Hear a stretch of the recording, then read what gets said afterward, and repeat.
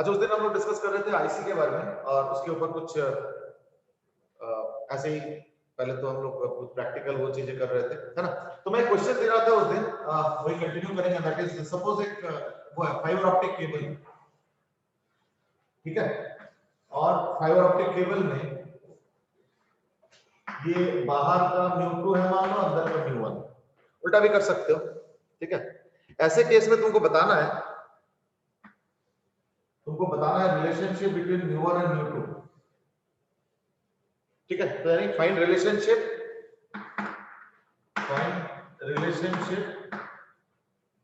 between mu1 and mu2, है ना, so that there is no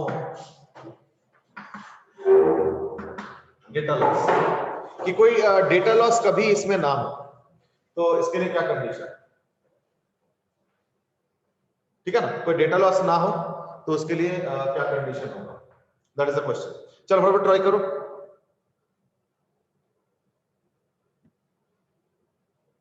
Krrish has said कि इतने जल्दी शुरू कर दिया, जल्दी काम है तो लेट शुरू की यार, उसी को मजाक में, हाँ वही कर रहा हूँ मजाक में कि जल्दी शुरू कर दी। नहीं, मैंने पहले मैसेज कर दिया ग्रुप में कि थोड़ा लेट स्टार्ट होगा। तो find relationship between mu1 and mu2 so that there is no data loss।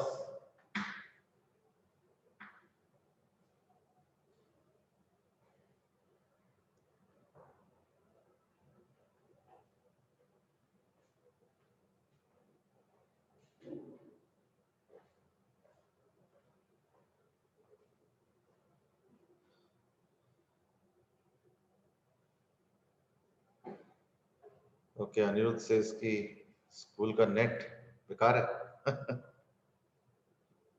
चलो दैट्स ओके, जो है उसी समय मैनेज करना चाहिए। हाँ नहीं, बाहर से नहीं आएगा, जो आएगा वो डेटा एंट्री।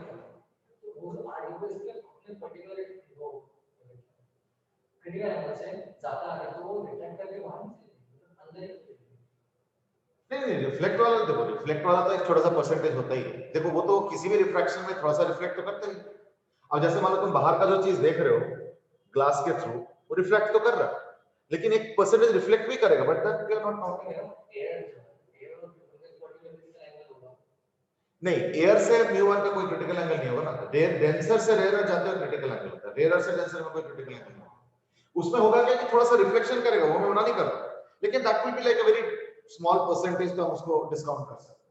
तो देयरफॉर हम ये चाहते हैं कि जो वर्स्ट केस वाला रे है वो यहां से क्रिटिकल एंगल पे जाए, और ये जो थीटा होगा वो 90 माइनस थीटा दूसरे वाले सरफेस का क्रिटिकल एंगल।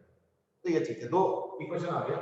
एक तो ये sin थीटा आ जाएगा इक्वल टू 1 बाय mu1,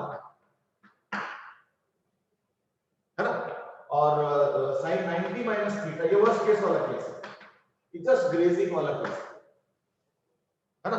तो sin 90 माइनस थीटा क्या होगा ना, इक्वल टू क्या बोलते हैं mu2 बाय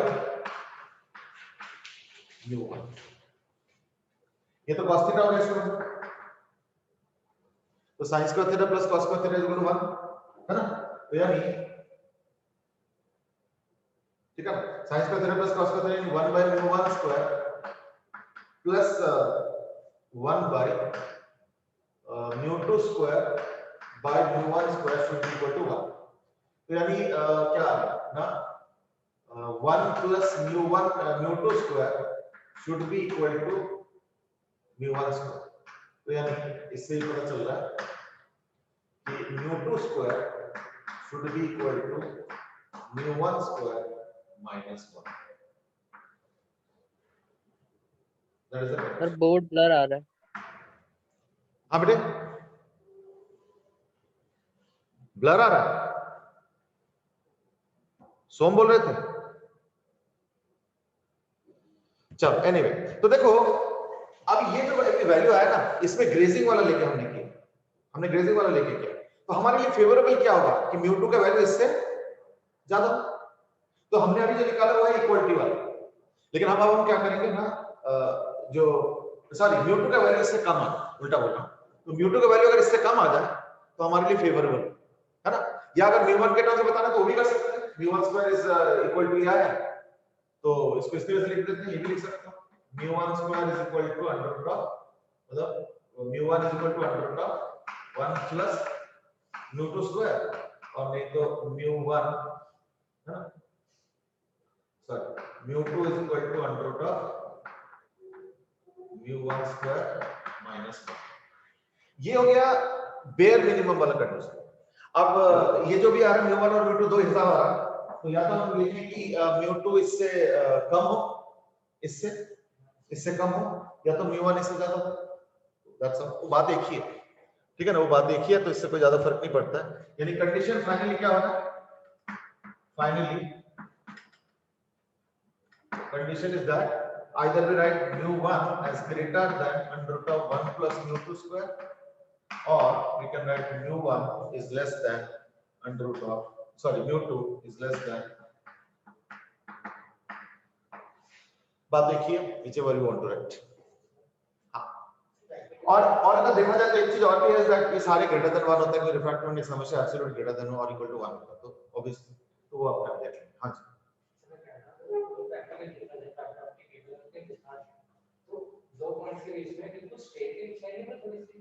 हाँ, इसलिए देखा होगा एक चीज, अब तुमने अच्छा पॉइंट रेज किया दैट ये ना, अगर तुम कर्व करो तो हमारे एंगल्स में डिस्टॉर्शन होता है। हाँ, मैं उस पे आ, देखो इसलिए देखा होगा कि हमारे घर में अभी ना देखा होगा फाइबर ऑप्टिक केबल लगा, ठीक है, और देखना वो जो डैशबोर्ड लगाते हैं ना, उसमें देखना उनके ना स्लॉट्स बने होते हैं, वो स्लॉट्स ऐसे बने होते हैं, तो ये तो मैंने खुद देखा है, इसलिए मैं कह रहा हूँ, स्लॉट्स ऐसे कुछ,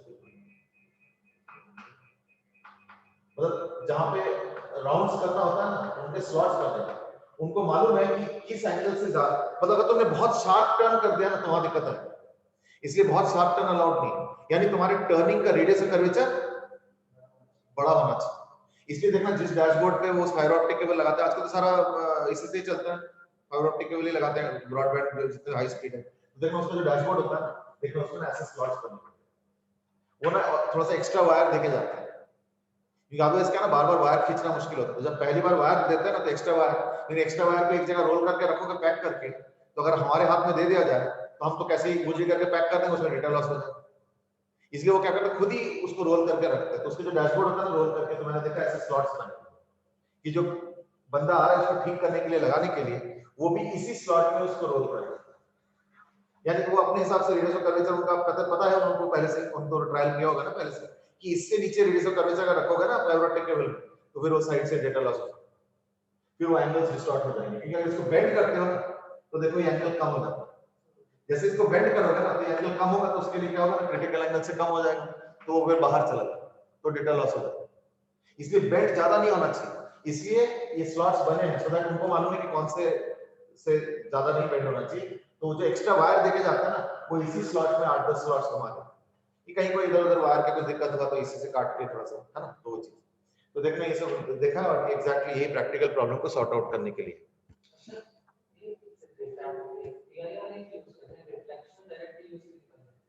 नहीं, तो रिफ्लेक्शन तो हमेशा ही गड़बड़ वाला होता है ना, reflection is never very very this thing phenomena, ठीक है, रिफ्लेक्शन में तो अगर तुम्हें थिक सरफेस पे रिफ्लेक्शन करो तो याद होगा मैंने बताया था मल्टीपल रिफ्लेक्शंस हो जाते हैं, अब यहाँ पे ना हजारों लाखों रिफ्लेक्शंस होगा बिफोर इट रीचेस, TIR 100% होता है, लेकिन रिफ्लेक्शंस में क्या होता है, पहला रिफ्लेक्शन कुछ 2-3%, अगला वाला कुछ अराउंड 90-95%, फिर अगला वाला 1%, अगला वाला 0.1%, अगला वाला, मतलब करते करते टोटल 100% होता है, तो जो भी जब भी कोई थिक सरफेस पे रिफ्लेक्शन करा होगा ना तो मल्टीपल रिफ्लेक्शंस होता है, शायद उसके ऊपर मैंने उस दिन डिस्कस किया था, तो वो चीज, लेकिन TIR में क्या होता है 100% रिफ्लेक्शन, इसलिए TIR ही जो है हम लोग प्रेफर करते हैं, ठीक है।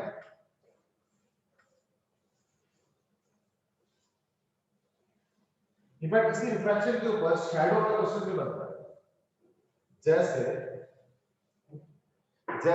सिंपल सा केस है, जैसे मान लो ये पानी का लेवल है और ये हाइट ऑफ अ पोल, तो पानी का लेवल स्मॉल h और हाइट ऑफ द पोल, पूरा हाइट जो है, पूरा हाइट सपोज कैपिटल H है, ठीक है ना, ये हो गया height of the pole, sorry height of water,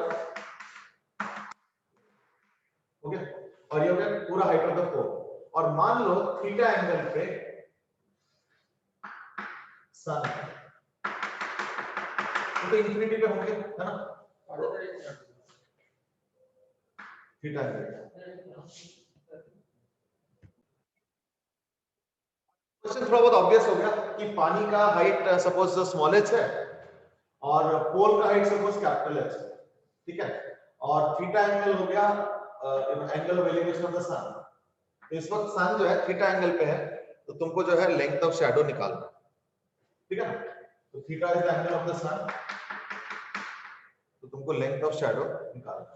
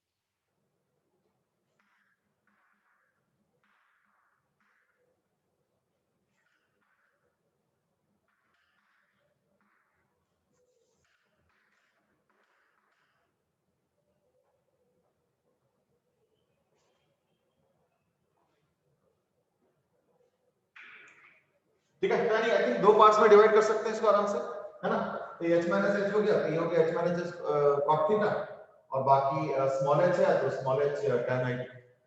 अब रहेगा tan i2 निकालना, तो वो हो जाएगा μ1 यानी एयर का, और थीटा मतलब sin 90 माइनस थीटा हो गया, यानी μ1 sin i1, i1 मतलब 90 माइनस थीटा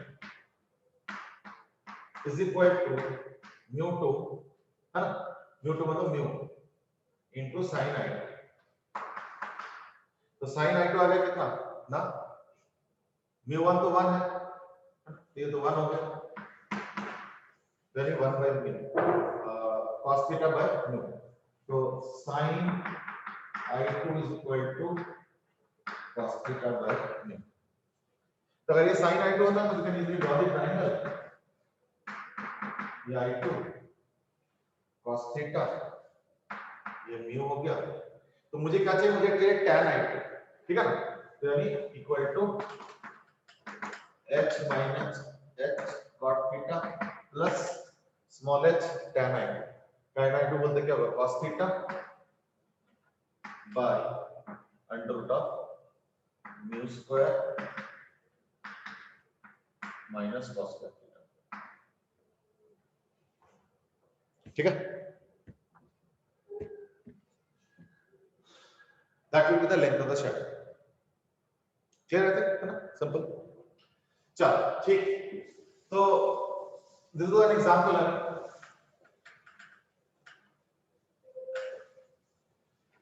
उस दिन हम लोग एक चीज डिस्कस कर रहे थे, दैट इज उस दिन हम लोग एक चीज डिस्कस कर रहे थे, दैट इज कि अलग-अलग कलर के अलग-अलग रिफ्रैक्टिव इंडेक्स होते हैं, और जिसमें से म्यू वी का जो वैल्यू होता है वो सबसे ज्यादा होता है और म्यू आर का सबसे कम होता है, यानी violet light bends the most and red rays bend the least.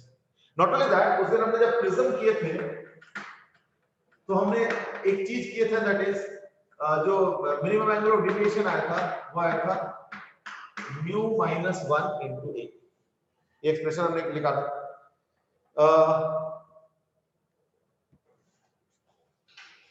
देव से इसकी काफी लंबा आंसर, नहीं लंबा आंसर तो नहीं था, 2 टर्म्स थे, ठीक है इतना तो चलेगा। अच्छा आज हम लोग बात करेंगे प्रिज्म का, what is called as dispersion. ये टॉपिक लेकिन एडवांस्ड में नहीं है, ये सिर्फ मेंस पे, ठीक है। तो this topic is only mains, ये एडवांस का टॉपिक नहीं है, बट ठीक है, हर टॉपिक का अपना इंपॉर्टेंस है, और कई बार ऐसे टॉपिक पे ना कंप्रेहेंशन पैसे बन सकता है, तो तुमको खुद ही पता चल जाएगा। अच्छा हम लोग जब डिस्कस करते हैं प्रिज्म, तो they're always small angle prism, यानी अगर ये प्रिज्म है, मान लो ये प्रिज्म अगर है, ये अगर व्हाइट लाइट है, तो क्या होता है, रेज ऐसे बेंड होके अलग हो जाएंगे, और फाइनली वायलेट अलग हो जाएंगे और रेड अलग हो जाएंगे, ठीक है। So this will become violet and this will become red, ठीक है। So that's how rays will be separated.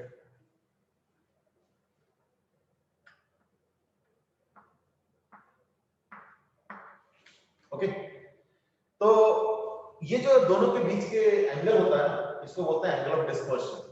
तो एंगल ऑफ डिस्पर्शन डेल्टा या theta is equal to angle of dispersion,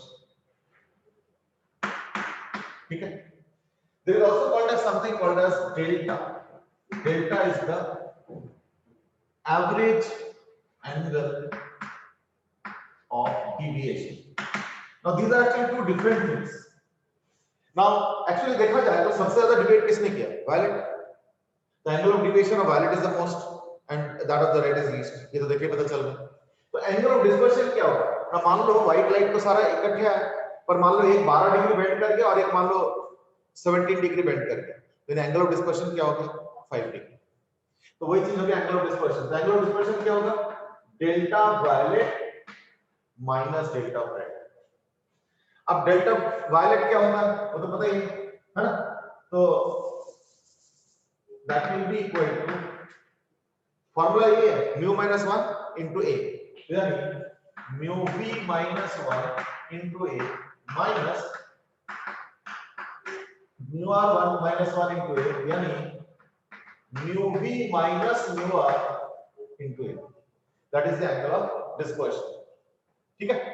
अच्छा what about average angle of deviation, तो average angle of deviation क्या होगा ना, हम लोग बाय कन्वेंशन येलो कर रहे हैं, ठीक है। तो by average angle of deviation we mean equal to delta of yellow, यानी डेल्टा y यानी mu y minus 1 into a। Unfortunately कई बार ना येलो का दिया नहीं रहता, कई बार सिर्फ वायलेट और रेड का दिया जाता है, ऐसे केस में क्या करोगे, एवरेज, ठीक है। if mu v and mu r is given, is only given, और ज्यादातर केस में देखना ऐसे ही होगा, तो फिर क्या करते हैं हम लोग, then delta y is taken as mu v plus mu r by 2 minus 1 into a, ये हो गया एवरेज एंगल ऑफ डिविएशन। अब इन दोनों के ऊपर बेस करके मटेरियल ऑफ द प्रिज्म जो है उसका एक प्रॉपर्टी डिफाइन किया जाता है, और ये मटेरियल डिपेंडेंट प्रॉपर्टी होता है, and that is called as omega. Omega is a material dependent property called dispersive power. और ये सबका अलग होगा, ग्लास का अलग होगा, वाटर का अलग होगा, ग्लास में भी अलग अलग वैरायटी ऑफ ग्लास होता है, पायरेक्स ग्लास, ये ग्लास, वो ग्लास है ना, तो डायमंड का सबका अलग होगा। तो डिस्पर्सिव प्रॉपर्टी क्या डिफाइन किया गया है ना, डिस्पर्सिव पावर को as angle of dispersion theta by delta. तो थीटा तो निकल चुका है, क्या है mu v minus mu r into a, so theta is equal to mu v minus mu r into a by delta. Delta क्या है ना, mu y minus 1 into a, यानी देख लो मेटेरियल प्रॉपर्टी आ गई mu v minus mu r by mu y minus 1, ठीक है, mu v minus mu r by mu y minus 1. So this is called as the dispersive power of the material of the prism. और ये हर एक का अलग अलग है, जैसे ग्लास का अलग होगा, डायमंड का अलग होगा, प्लास्टिक का, फाइबर का, सबका अलग अलग. तो each material has a different dispersive power, material dependent property, ठीक है. अच्छा, अब क्या है कि हम लोग कई बार यूज करते हैं multiple prism. By the way ध्यान रखना, हम लोग जो साइंटिफिक प्रिज्म्स यूज करते हैं सारे स्मॉल एंगल प्रिज्म होते हैं और सारे उसी पे स्टडी करते हैं. तो हम लोग क्या करते हैं, दो प्रिज्म यूज करते हैं और अब व्हाइट लाइट करते हैं. तो दो प्रिज्म अगर होगा तो एक का म्यू वी कुछ और होगा, दूसरे का म्यू वी कुछ और होगा, म्यू आर कुछ और होगा, म्यू आर कुछ और होगा. तो इसका जो रिफ्रैक्टिव इंडेक्स है वो है सपोज म्यू वी 1 और म्यू आर 1, और इसका जो है म्यू वी 2, म्यू आर 2 और म्यू वाई 1, म्यू वाई 2. अगर मैं दोनों प्रिज्म को इकट्ठे लगाता हूं, ठीक है ना, अगर मैं दोनों प्रिज्म को इकट्ठे लगाता हूं, इन दैट केस क्या होगा, इन दैट केस जो नेट डिविएशन होगा, देव कह रहे कि ब्लर हो रहा है. एक्चुअली ना ब्लर मतलब ये थोड़ा सा मैंने स्क्रिबल करके लिखा है, तो बस वो पढ़ लो mu v 1 mu r 1 mu y 1 और इसका mu v 2 mu r 2 mu y 2. तो दैट्स ऑल.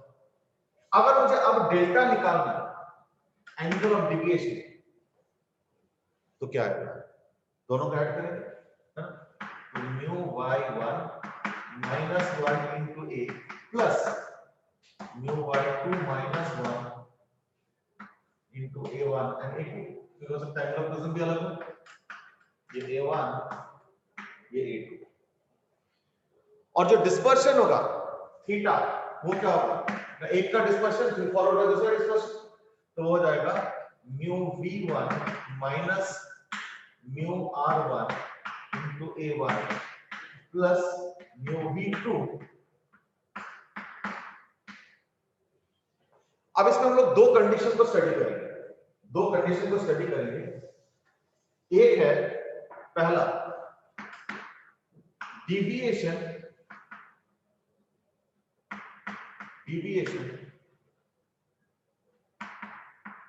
विदाउट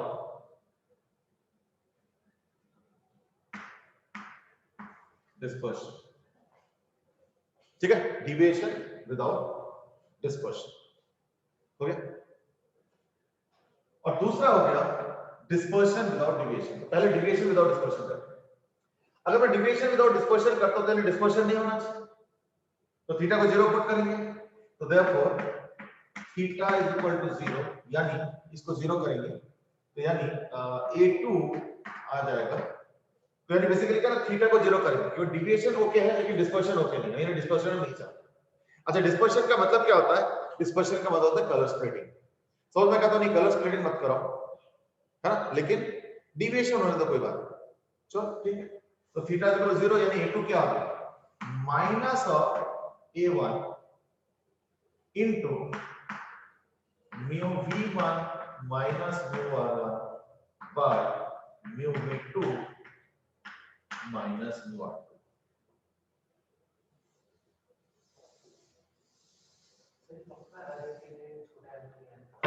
हम लोग सिर्फ छोटे एंगल के लिए कर रहे हैं. और हाँ, कौन सा छोटा है, a2? नहीं, a1 a2 दोनों ही छोटे छोटे एंगल के प्रिज्म्स लिए हैं. तब हम ये जानना चाहते हैं कि अगर मान लो बाय चांस ये वाला कंडीशन सेटिस्फाई करना चाहते हैं तो उसके लिए क्या करना पड़ेगा. तो इसलिए कौन सा प्रिज्म लिया है, सारे छोटे एंगल प्रिज्म्स ही लेंगे. और ये जो है ना, ये सब नियर बाय वैल्यूज होते हैं, कोई बहुत ज्यादा वो वैल्यूज नहीं होते, ठीक है. इनफैक्ट देखो, सपोज इसका वैल्यू 2 भी अगर आता है, सपोज इसको सॉल्व करें 2 आता है, ऐसे ही मैक्सिमम 2 3 इतने ही आ सकते हैं. अब अगर मान लो ये 1 डिग्री है तो 3 डिग्री हो जाएगा, 3 डिग्री भी तो छोटे के अंदर ही है. इसलिए just because it is few times doesn't make it bigger unless it is many times, तो वो तो आएगा, वो तो नहीं. अच्छा, तो थीटा इज इक्वल टू 0 कब होगा ना, जब a2 है. अब a2 के साथ जो है ना एक माइनस साइन है.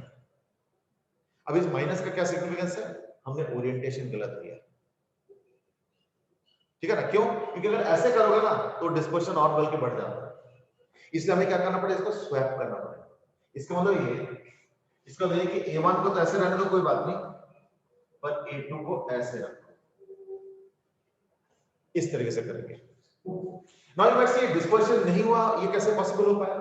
नाउ एक्चुअली एक ने डिस्पर्स किया होगा और दूसरे ने रीजॉइन करा दिया, ये चीज मतलब कुछ इस तरीके से, जैसे मान लो एक रे यूं आया, इसने डिस्पर्स करा दिया। डिस्पर्स का मतलब क्या होता है कि रेड और वायलेट के बीच में एंगल क्रिएट करना, और नहीं डिस्पर्स करने का मतलब क्या है कि रेड और वायलेट के बीच में कोई एंगल नहीं है, यानी या तो कोइंसिडेंट है या तो पैरेलल है। That's all. तो ये क्या करेगा, इसको देखो, अच्छा अगर तुम इसको ऐसे रखते हैं ना, तो एक बेंड करेगा दूसरा बेंड करेगा तो और ज्यादा बेंड करेगा, और ज्यादा डिवेट भी करेगा और ज्यादा डिस्पर्स भी करेगा। पर अब हम क्या कर रहे हैं, इसको ऐसे रख के यूं अब रिकंबाइन टाइप का हो जाएगा, और मे बी कुछ व्हाटएवर ऐसे हो गया सब, ठीक है? अब देखो ये रे जा रहा था, यूं जा रहा था, इसका लाइन देखो जरा, और फाइनली ऐसे जा रहा है ना, ये वायलेट हो गया, ये ऊपर वाला रेड, ये वायलेट हो गया, ये रेड, ये व्हाइट वाला ऐसे जाने वाला था, W मींस व्हाइट ऐसे जाने वाला था, ये देखो, और देखो इसका रास्ता अलग हो गया, यानी डिविएशन तो हुआ। तो डिविएशन कैसे मेजर करो, मैं इसके बीच में कोई लाइन ड्रा कर लो या कुछ ऐसे, या इन्हीं में से कोई एक लाइन को लेकर ड्रा कर लो, बात को एक पैरेलल लाइन से clear. So therefore there is a deviation though there is no dispersion, ठीक है? तो वो डिविएशन क्या होगा, therefore delta will be equal to what, delta 1 plus delta 2 यानी A1, तो mu V1 minus mu R1 into A1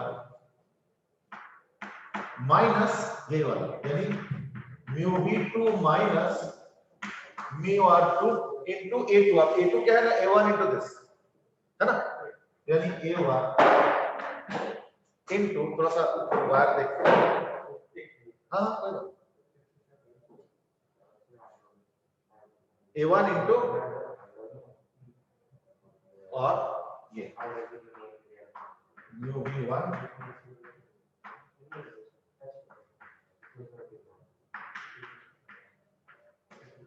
ये हो गया डेल्टा।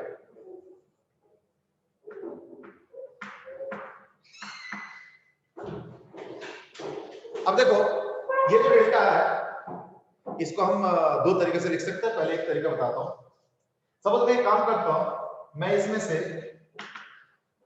तो देखो इसको पहले समराइज किया जाए। समराइज किया कि हम लोग क्या चाहते हैं, डिविएशन विदाउट डिस्पर्शन। तो उसके लिए एक तो कंडीशन निकला कि A2 equal to A minus A1 into double. तो ऐसे केस में डिस्पर्शन तो नहीं होगा, डिविएशन तो होगा, तो वो डिविएशन अब हम निकालना चाहते हैं। तो डिविएशन येलो से निकालते हैं, तो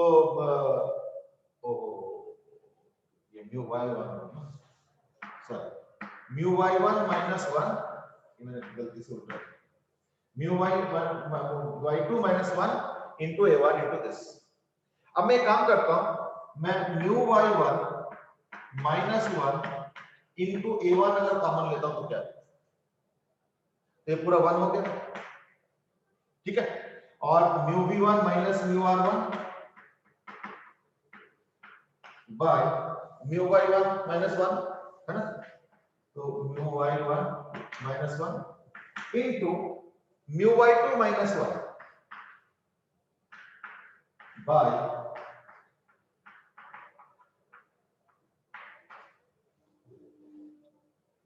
ठीक है। अब याद रखना है, तो हम इसको कैसा लिख सकते हैं शॉर्ट में, ना इक्वल टू डेल्टा 1, ये तो delta 1 is equal to delta 1 into 1 minus, isn't this omega 1 है ना, डिस्पर्सिव पावर ऑफ 1, और ये अपॉन ओमेगा 2, तो माइनस ओमेगा 1 बाय ओमेगा 2,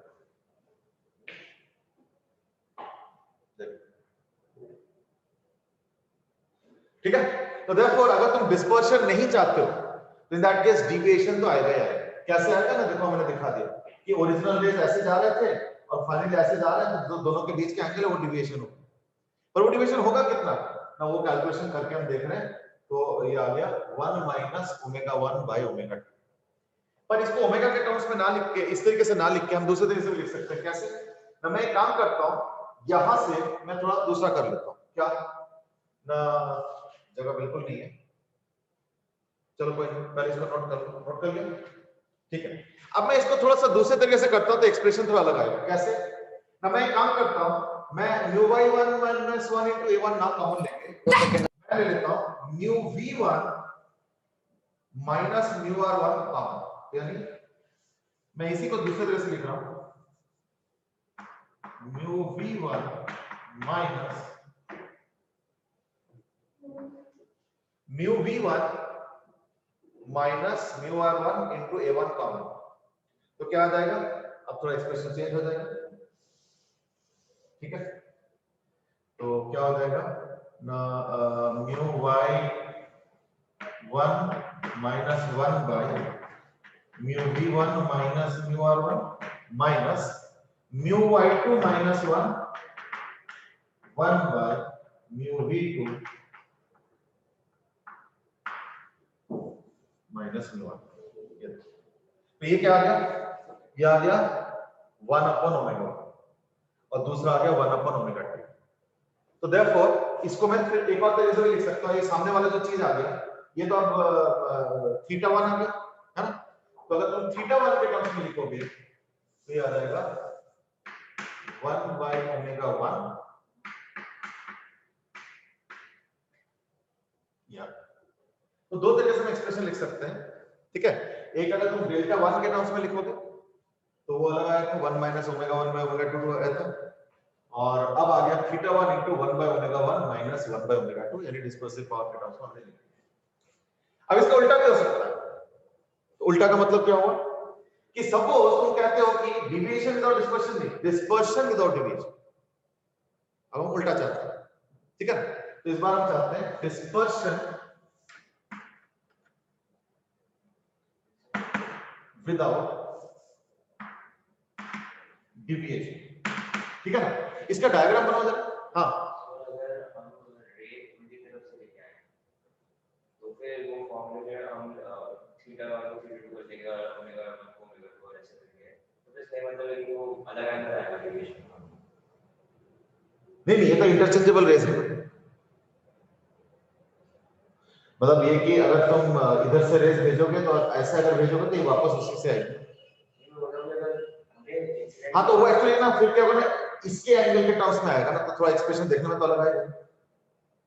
फिर ये एंगल a1 आ गया ना, फिर तो कंसेप्चुअली थोड़ा अलग होगा। नहीं, ये तो कोई दिक्कत नहीं। अगर तुम इसको बना दो तो अब a1 इसका एक काम करो ना, नाम बदल दो ना, फॉर्मूला क्यों बदल, इसको a1 a2 बोला भी। हमने क्या किया, हमने पहले वाले मीडियम को a1 mu v1 mu r1 सब कुछ पहले वाले का और उसका दूसरा। अब तुम रे को इधर से भेज दो तो फिर तो ये 1 हो गया ना, तो ऑब्वियसली फिर मतलब फॉर्मूला सेम रहेगा, एक्सप्रेशन तो अलग आ जाएगा। ये वैल्यू तो बदल दिया ना तुमने। अभी तो मैं a1 के टर्म्स में लिख रहा हूं, थीटा 1 के टर्म्स में लिख रहा हूं, अब ये थीटा 2 के टर्म्स में लिख रहा हूं। एक्चुअली इफेक्टिव जब तुम रे को उल्टा भेज रहे हो ना, तो इफेक्टिवली अभी के हिसाब से भेजोगे तुम थीटा 2 के हिसाब से भेज, पर नोटेशन वाइज उस समय मैंने इसको थीटा 1 मानूंगा और इसको a1 और इसको म्यू v1 म्यू r1 ऐसे मानूंगा, है ना। ये थोड़ा सा फर्क तो पड़ेगा, ठीक है ना। चलो इसका डायग्राम बना जरा। ओह अच्छा, टाइम तो ऑलमोस्ट खत्म ही होगा। कृष्ण दास की ये सेकंड वाला एक्सप्रेशन कैसे आया? नहीं, सेकंड वाला एक्सप्रेशन कुछ नहीं, बस ये वाला कॉमन ले लिया मैंने। ये देख लो Krishna, mu v1 minus mu r1 common ले लो, ये देखो। उसके बाद क्या होगा ना, बाकी तो अपने आप सेट हो जाते हैं, चेक करके देखो। तो ये हो गया 1 बाय ओमेगा 1, क्योंकि ओमेगा क्या था, डिस्पर्सिव पावर क्या था ना, डिस्पर्सिव पावर था mu v minus mu r by mu y minus 1। तो mu v1 minus mu r1 by mu y1 minus 1। तो ये 1 अपॉन ओमेगा है, देखो, इसलिए 1 upon omega 1 minus 1 upon omega. हाँ, तो इसका डायग्राम बना दो। डिविएशन अब हो गया डिविएशन, डिस्पर्शन विदाउट डिविएशन, यानी इसमें डिस्पर्शन का कोई दिक्कत नहीं, पर डिविएशन नहीं है। हाँ,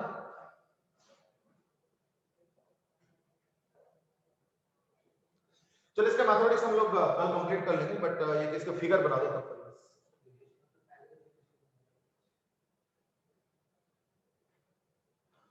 नहीं, एक्चुअली पता क्या है, डिविएशन डिस्पर्शन विदाउट डिविएशन, तो डिविएशन का मतलब ये हुआ कि अगर पैरेलल में रेज हुआ ना तो हम डिविएशन नहीं मानेंगे, ये हम एंगुलर डिविएशन की बात करें। जैसे मान लो ये रेज यूं आया और ऐसे पैरेलल चला गया, तो यानी डिविएशन नहीं है।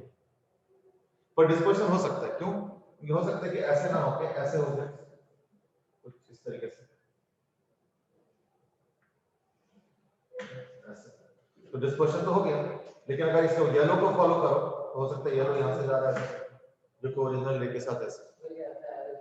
हाँ, देखो डिविएशन का कांसेप्ट है एवरेज में, हर एक अलग अलग डिविएशन होता है, यानी डिविएशन इज ऑलवेज एवरेज, और रे ऑप्टिक्स में हमने येलो का एवरेज माना है, जबकि अगर सीरियली देखोगे तो ग्रीन आता है ना, वीआईपी जी वाई ओ आर आता है, लेकिन yellow is somewhere in the middle, ठीक है ना। चलो, so this will be the diagram. थोड़ा सा डर्टी हो गया, मैं काम करता हूं, इसको हटा देता हूं, just make the diagram a little bit नीटर if possible. तो ये ओरिजिनल रेज है, ऐसे करके जा रहे थे, ठीक है, और ये जो रेज आए ना कुछ इस तरीके से, तो इसका जो येलो है वो तो ऐसे ही जाएगा पैरेलल, ये येलो वाला, क्योंकि येलो ओरिजिनल के साथ पैरेलल में जा रहा है फाइनली, तो हम बोलेंगे कि कोई डिविएशन नहीं हुआ।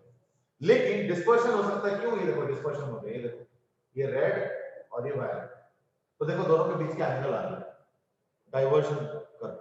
पिछले बार क्या हुआ था, दोनों रेज पैरेलल आ गए थे, रेड और येलो, रेड और वायलेट, इसलिए हमने बोला था कि डिस्पर्शन नहीं हुआ, पर डिविएशन हुआ था।